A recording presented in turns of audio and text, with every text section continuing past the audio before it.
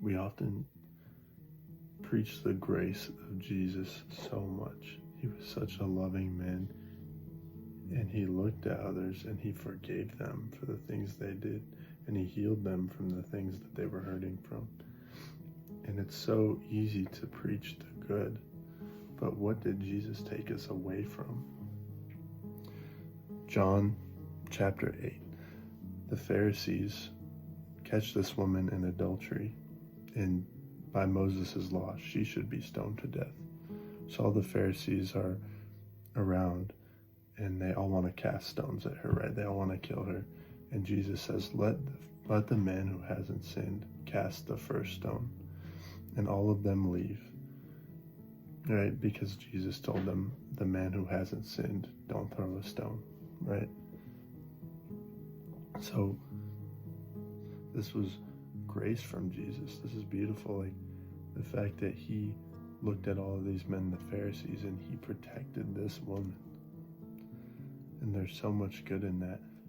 But then what did Jesus say after everybody had left? And he looked at the woman and said, sin no more. And that is one of the most important things about the gospel that we don't talk about. Sometimes, we have a good habits to talk about it, right? But sometimes it's so much easier to pray about the grace of God, but water down the fact that we're all going to hell. Like we are all just as bad as each other, and we are all the worst, and we need a savior, right?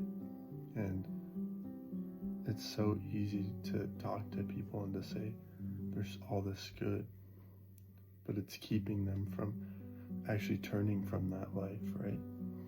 And in order to help people see that, you have to get on the basis with them that we're all sinners, and what sin actually is. It's an identity within us, and that we have to turn from that, but we can't turn from it ourselves, and that we need God to get out of that.